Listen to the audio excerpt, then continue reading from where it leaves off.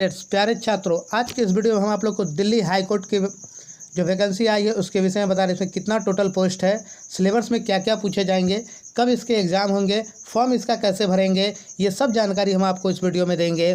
चलिए, इससे पहले आपको एक बात बता दें, आप मेरे चैनल से जुड़े रहिए, मेरे चैनल को लाइक सब्सक्राइब जरूर कीजिए, जिससे हमको जो है मोटिवेशन मिलेगा कि हम अपने वीडियो को और भी बेहतर बना सके और आप लोगों से जुड़े रहे। इसके लिए चलिए, आप लोगों को इसमें जो जो क्वेश्चंस आने वाले हैं, क्या क्या इसमें पूछे जाएंगे, इसके विषय में भी हम अपने वीडियो को डालते हैं। उसके अलावा आपको एक बात और जानकारी दे दें, अभी आप देखे होंगे पटना हाई कोर्ट की वैकेंसी आई थी, उसमें भी इसके बाद अभी इलाहाबाद हाई कोर्ट का भी वैकेंसी आया हुआ है। ठीक है, उस पर भी हम वीडियो बनाएंगे। चलिए आते चलते हैं वीडियो की तरफ, हम लोग आगे बढ़ते। High court of Delhi, new Delhi, देखिए यहाँ लिखा हुआ high court of Delhi, high court of Delhi यानी दिल्ली हाई कोर्ट का वैकेंसी का यह नोटिस दिया हुआ है। यह नोटिस क्या है, 2023। देखिए यहाँ देखा हुआ सीनियर पर्सनल असिस्टेंट और पर्सनल असिस्टेंट, ये लिखा हुआ देखिए वैकेंसी सीनियर पर्सनल असिस्टेंट और पर्सनल असिस्टेंट, यानी दो वैकेंसी इसमें निकल के आई है, यानी एक पर्सनल असिस्टेंट के लिए, सीनियर पर्सनल असिस्टेंट के लिए। इसका ओपनिंग मतलब डेट स्टार्ट कब से हुआ, तो स्टार्ट जो हुआ 6/3 से, यानी 6 मार्च से इसको स्टार्ट हो चुका है। इसका लास्ट डेट कब बता रहा है, 31 मार्च बता रहा है। 6 मार्च को कब स्टार्ट हुआ था, 6 मार्च को 11 बजे से स्टार्ट हुआ था और 31 मार्च को रात के 23 बजे तक ये फॉर्म आप इसको फिल कर सकते हैं। ये इसका डेट था, इसको आप लोग भी भर लीजिएगा जल्दी से। चलिए आगे की तरफ बढ़ते हैं, इस पर क्या क्या और ज़रूरी चाहिए। आप इसको जो है इस वेबसाइट से भी जाके, यहाँ जो वेबसाइट दिया हुआ है इस वेबसाइट से भी जाके आप यहाँ से भी फॉर्म को, नोटिफिकेशन को पढ़ सकते हैं, देख सकते हैं। देखिएगा इसके लिए क्या क्या कितने कितने पोस्ट हैं। सीनियर पर्सनल असिस्टेंट का जो नंबर ऑफ पोस्ट दिया हुआ है, जनरल के लिए 11, EWS के लिए 10, EWS के लिए भी फिक्स किया गया, ठीक है। उसके बाद यहाँ दिया गया ये 25 पोस्ट है। SC के लिए 9 और ST के लिए 7 पोस्ट दिया गया, ठीक है। ये 23 पोस्ट है OBC के लिए। क्या एज क्राइटेरिया है, बाकी PW रिजर्व कैटेगरी के लोग भी इसको फॉर्म को डाल सकते हैं। आप पर्सनल असिस्टेंट पे आइए, वो हम क्या दिखाए थे आपको, वो दिखाए थे आपको हम लोग APS, ठीक है। और ये देख रहे हैं पर्सनल असिस्टेंट का, ठीक है। यहाँ देखिएगा इसमें जो वैकेंसी निकल के आ रही है, जनरल के लिए कितना पोस्ट है, तो 29 पोस्ट है जनरल के लिए। EWS के लिए यहाँ 6 पोस्ट है। OBC के लिए यहाँ 17 पोस्ट है। यहाँ पे देखिएगा SC के लिए 10 है और ST के लिए 5 पोस्ट दिया गया है। यहाँ भी हैंडीकैप के लिए इसमें भी पोस्ट दिया गया है। आइए आगे की तरफ पढ़ें। सबसे इम्पॉर्टेंट बात, एजुकेशनल क्वालिफिकेशन, यानी क्या चाहिए आपको, इसके लिए क्वालिफिकेशन होना क्या चाहिए, तो इसेंशियल क्वालिफिकेशन यानी सबसे इम्पॉर्टेंट पॉइंट। तो आपके पास सबसे पहले आप ग्रेजुएशन होना चाहिए। आपका क्या होना चाहिए, ग्रेजुएशन आपका होना चाहिए। ग्रेजुएशन के साथ साथ इसमें और क्या इंपॉर्टेंट सबसे ज़रूरी चीज़ है वो देखिए, वो सबसे पहले यहाँ लिख रहा है क्या कि वो आपको दे रहा है, ये देखिए ये दे रहा है, ये आपको यहाँ शॉर्ट हैंड टाइपिंग, एक शॉर्ट हैंड टाइपिंग होता है, जो शॉर्ट हैंड टाइपिंग आप लोग को आना चाहिए। जिस बच्चे को शॉर्ट हैंड टाइपिंग है उसके लिए ये बहुत इजी है, क्योंकि आप देखिएगा जब भी जज के बगल में जो बैठा रहता है वो बहुत शॉर्ट हैंड, एक मीडिया लैंग्वेज होता है, वही ये शॉर्ट हैंड टाइपिंग है। ये क्या होता है, शॉर्ट हैंड टाइपिंग सीखना होता है, तो आप लोग सीखिएगा। चलिए इसको देखते हैं। यहाँ देखिए दे रहा है 110 PM, यानी कि 110 वर्ड प्रति मिनट दे रहा है शॉर्ट हैंड इंग्लिश में। और उसके अलावे उसके बाद यहाँ और भी टाइपिंग चाहिए। वो क्या टाइपिंग चाहिए, उसके अलावा आपको इंग्लिश टाइपिंग भी चाहिए, 40 वर्ड प्रति मिनट चाहिए। देखिए लिखा हुआ 40 वर्ड प्रति मिनट इंग्लिश टाइपिंग भी चाहिए। वो किसके लिए, तो सीनियर पर्सनल SPA यानी सीनियर पर्सनल असिस्टेंट के लिए ये चाहिए। ग्रेजुएशन के साथ साथ आपके पास होना चाहिए शॉर्ट हैंड टाइपिंग। अब आइए पर्सनल असिस्टेंट के लिए। पर्सनल असिस्टेंट में भी सेम कंडीशन है, वहाँ 110 स्पीड था, यहाँ स्पीड 100 कर दिया गया, यानी शॉर्ट हैंड का यहाँ स्पीड क्या है, 100 वर्ड प्रति मिनट। और यहाँ इंग्लिश टाइपिंग भी यहाँ 40 वर्ड प्रति मिनट ही आपको दिया जा रहा है, तो 40 वर्ड प्रति मिनट ही दिया जा रहा है। और इससे पहले आपके पास ग्रेजुएशन होना चाहिए। ग्रेजुएशन के लिए ऐसा नहीं कि किसी यूनिवर्सिटी से, किसी भी यूनिवर्सिटी से आपका ग्रेजुएशन होना चाहिए, ठीक है। चलिए नेक्स्ट पॉइंट की तरफ हम लोग बढ़ते। अब आइए कितना एज चाहिए इसके लिए। सबसे पहले यहाँ देखिएगा ये क्या कर रहा है कि बिसाइड द फाइनल रिजल्ट, आपका ग्रेजुएशन का फाइनल रिजल्ट आ जाना चाहिए। इस एग्ज़ाम इसके लास्ट डेट जब तक है उसका आपको फाइनल रिजल्ट आना चाहिए, तभी आप इस फॉर्म को भरते हैं, यानी ग्रेजुएशन का आपका फाइनल रिजल्ट होना चाहिए। देखिए यहाँ भी दिया हुआ है, आप इससे भी यहाँ जो आपको दिख रहा होगा यहाँ से भी आप डाल सकते हैं। एज लिमिट, एज कितना चाहिए, यानी इसके लिए जो एज आपको चाहिए वो मिनिमम वो 18 से कम नहीं होना चाहिए। कह रहा है यहाँ देखिएगा आप, applicant या candidate age should not be below 18 year and over 32 year on 1/1/23, यानी 2023 तक। कह रहा है कि 18 से 32 साल तक, यानी 1/1/2023 तक आपका होना चाहिए। 18 उससे कम है तो आप इस फॉर्म को नहीं भर सकते, जिन बच्चों का उम्र कम है। और उसके अलावा एक और इम्पॉर्टेंट पॉइंट क्या कह रहा है वो देखिएगा, एक और इम्पॉर्टेंट पॉइंट कह रहा है यहाँ कि आपका जो है वो जन्म कब से कितना के बीच में होना चाहिए। कह रहा है 2/1/1991 से लेकर के 1/1/2005 के बीच में होना चाहिए। अगर उसके पहले वाला है तो भी नहीं भर सकते, उसके बाद वाले है तब भी आप नहीं भर सकते, ठीक है। दूसरी बात आप क्या कह रहा है, जो 10th के जो मार्कशीट होगा, सेकेंडरी लेवल जो मैट्रिकुलेशन का जो आपका मार्कशीट होगा उसमें आपका वो डेट मेंशन होना चाहिए, अदरवाइज़ आप इस फॉर्म को नहीं भर सकते, समझ गए। आइए अब कह रहा है एज जो रिलैक्सेशन देगा, तो SC ST के लिए जो 5 साल मिलता है वो मिलेगा, OBC के लिए 3 साल मिलतेगा, और PWD और EWS का जो कैंडिडेट आने लगे हैं उसके लिए जो दे रहा है, उसके लिए जो दे रहा है वो इतना आपका एज क्राइटेरिया वो होना चाहिए। एक सर्विस मैन के लिए भी 3 साल का फ्री होना चाहिए, ठीक है। चलिए नेक्स्ट पॉइंट की तरफ हम लोग बढ़ते हैं। अगला मेरा इसमें जो टॉपिक कह रहा है, पॉइंट जो कह रहा है वो मोड ऑफ सिलेक्शन है, क्या सिलेक्शन का मोड है, इसका जो सिलेक्शन का जो मोड है वो कैसे आपको सिलेक्ट करेगा, यानी किस तरह से आपका सिलेक्ट करेगा, 5वां पॉइंट है। चलिए इसको हम सिलेक्शन ऑफ मोड क्या है जो सिलेक्ट करेगा। Eligibility candidate will be required to appear for English typing, English shorthand test, mains यानी descriptive examination and interview as per following scheme of the examination. जो एग्जामिनेशन का rule regulation है उसके according ये सब आपको होना चाहिए। देख लीजिए, इसको पढ़िए। Required appear for English typing,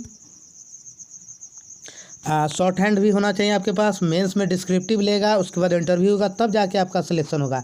अब आइए स्टेज 1 में, स्टेज 1 में हम लोग चलते हैं।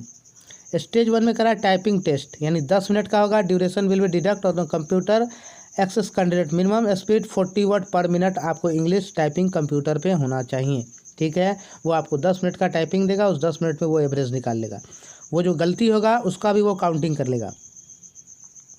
स्टेज 2 में आपको क्या लेगा, स्टेज 2 में वो आपसे 110 वर्ड प्रति मिनट देगा, यानी कि 110 वर्ड मतलब आप समझ रहे हैं, ये आपका shorthand English shorthand test आपसे लेगा 110 वर्ड प्रति minute English short hand.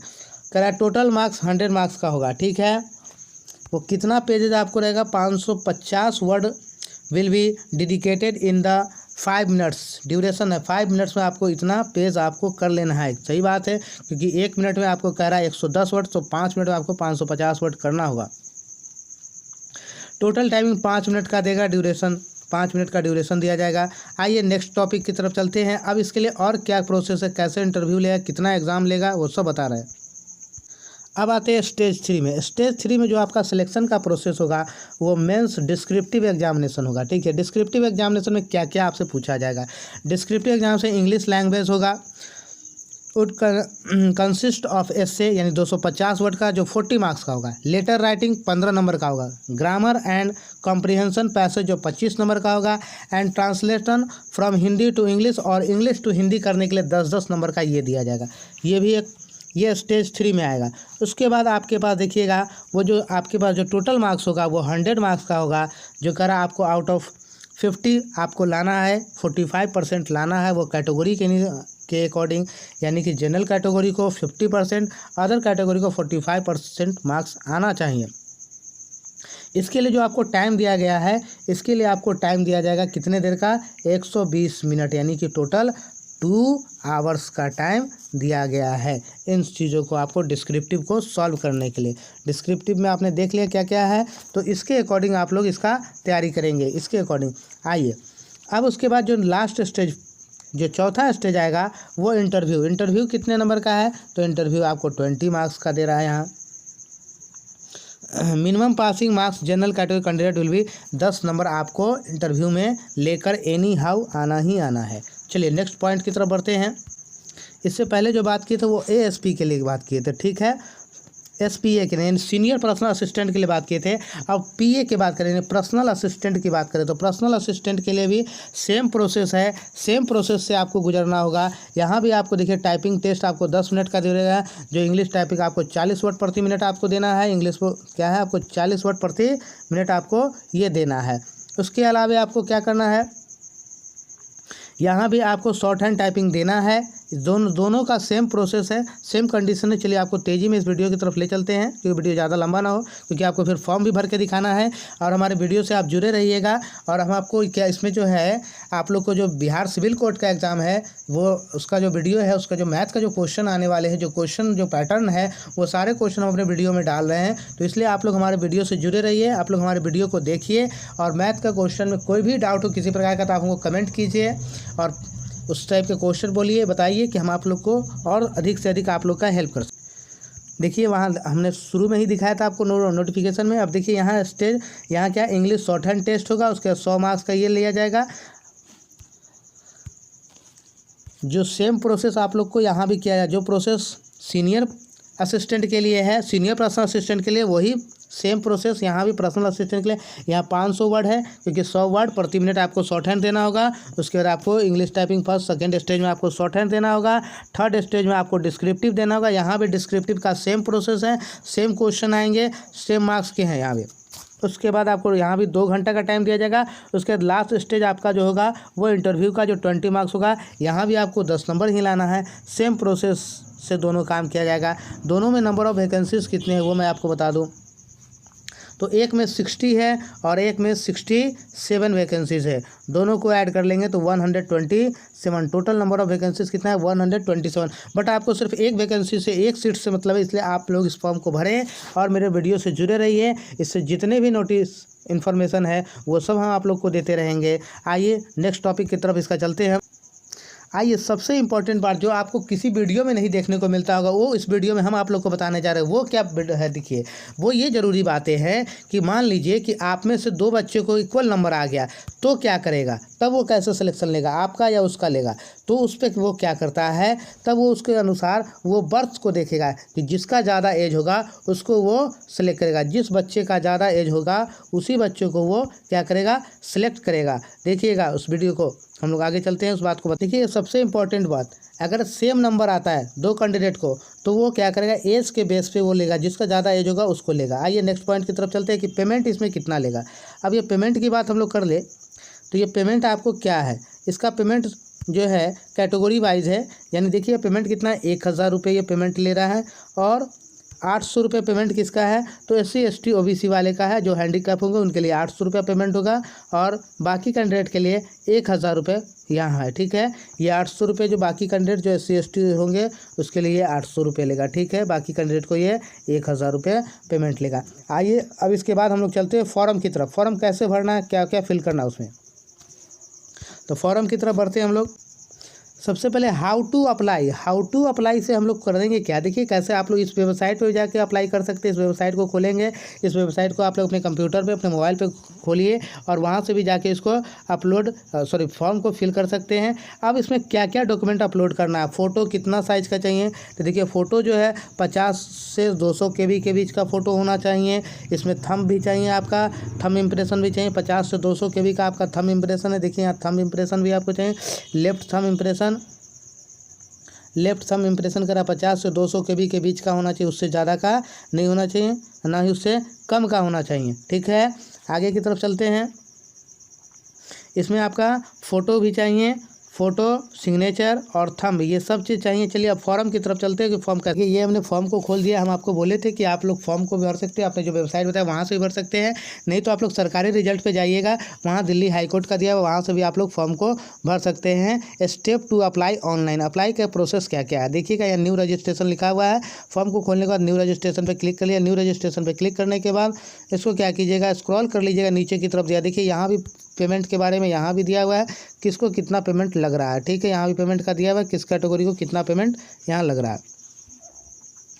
Payment के बाद यहाँ स्टेप क्या करा, 1 रजिस्ट्रेशन है। सेकेंड स्टेप में करा candidate can log with the system generated application number. उसके बाद जब आप रजिस्ट्रेशन कर लिया तो सिस्टम जनरेटेड, वहाँ से आपको रजिस्ट्रेशन नंबर मिलेगा। उस रजिस्ट्रेशन नंबर से फिर आप लॉगिन करेंगे, तब फिर आगे का काम करेंगे। यानी जैसे डॉक्यूमेंट के लिए बात तो हम बता रहे थे, देखिएगा स्कैन फोटोग्राफ जेपीजी फाइल में होना चाहिए, 10 से 200 KB के बीच में होना चाहिए, सिग्नेचर भी होना चाहिए, 4 से 30 KB के बीच में होना चाहिए सिग्नेचर। इससे ज़्यादा रहेगा तो नहीं लेगा, कम रहेगा तो भी नहीं लेगा।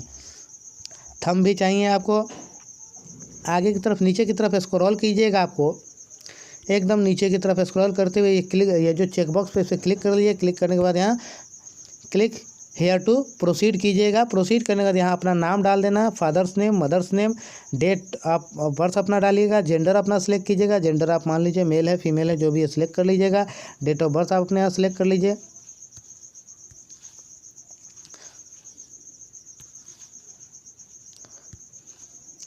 ईयर डाल देते हैं हम लोग, यहाँ हमने 97 डाल दिया है। आप लोग जो है वो डाल दीजिए। आइडेंटिटी आप अपना पैन कार्ड, आधार कार्ड या कुछ अदर डालना चाहते हैं, आधार कार्ड डालना चाहते हैं तो any other valid government identity यहाँ डालिएगा। और यहाँ पे आप अपना आइडेंटिटी नंबर यानी आप अपना आधार नंबर यहाँ डाल सकते हैं। जो आपका आधार नंबर है वो आप अपना यहाँ आधार नंबर इसको ऐसे डाल सकते हैं, ठीक है।